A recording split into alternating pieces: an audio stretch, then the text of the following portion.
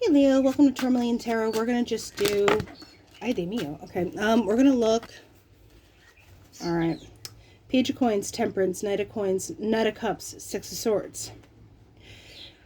I feel like you've been trying to keep your cool, take different approaches to things, and you might have to just be like, no, we gotta start over. It's like redo. But Leo, what is it particularly about here? The Hanged Man. Two of Coins. Yeah, so there's some particular balance you're trying to do. I don't know if you're trying to do mental gymnastics where you're trying to not justify, but make things balance out. If you do this, if you do that, if this happens, and if we do this, then we do that. Nine of Wands. Something is bugging you, and you've kind of, it's like a reset time, but also you're getting kind of ticked that you have to even do it. And the Magician, it's like now you're trying to figure out how we're going to make this happen, because you have the Magician energy to get to the Ten of Cups. So, if anyone's been kind of, I'm not going to say messing up your efforts, it's like you find the approach that gets you on that track, because you have the Ace of Coins. Yeah, whatever it is, whatever perspective you had to get on how things are going to balance out, or if you feel like you've been juggling too much stuff with that Two of Coins energy, something had to kind of give, and you figure out what had to out of it. And the Nine of Wands can also be, and I don't normally say this, but you know how the Magician has all the suits? The one wand he has and the Nine of Wands there is the Ten of Wands. So you got to put all that down, and there's a frustration to it where you can do it, but it didn't come together quite yet. But with the Ace of Coins, that part is coming. So with the Ten of Cups, what is it about? Nine of Coins. Yeah, so you're going to be quite happy when that comes together. It's like, oh my gosh, that Nine of Wands frustration moves into this Nine of Coins. Very chill, very cool. Five of Swords, with the Queen of Wands, though.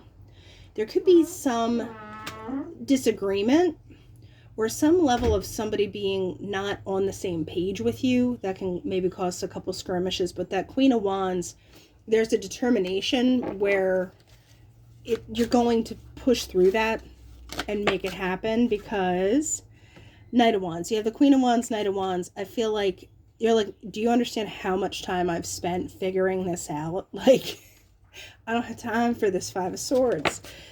So yeah, and then you have Knight of Cups. So I feel like initially you might be gentle unveiling this new thing, or,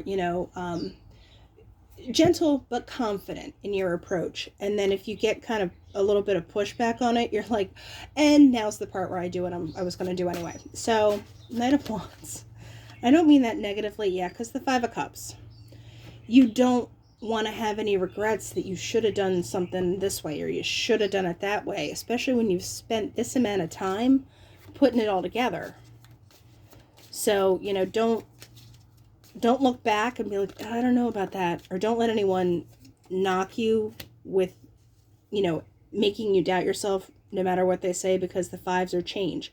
Something's changing, and that's uncomfortable for other people, but not necessarily when you've put the time and energy into making that change happen, because you have the Children, which is new beginnings. Duh. And then we have the Mice, okay? And then we have the Bouquet and the Stork.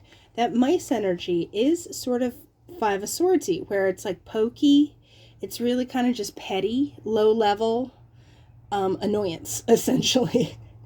Petty, low-level annoyance. And then you have the Bouquet with the Stork. Stork is change. Stork is going to something better, and the Bouquet is the offer that comes with that change. So you have new beginnings, you have petty BS that you're coming above, because you have this offer thing going that leads to the tree, which is stability, growth, etc. There's a longevity to it too, because you have the Broken Mirror. Now, the Broken Mirror is like a Hangman card for me, that energy where you changed maybe what that looks like for you. You change how you approached it. And then the Moon is that recognition. I normally don't read it in the intuitive aspect like the tarot cards, but there is an element to this because you have, like I said, put the time into it, but it all adds up into the Pigums, which is like this content, just like kind of like a sigh of relief, like, oh, this is nice, you know? So enjoy it, Leo, and really just follow your gut on this one.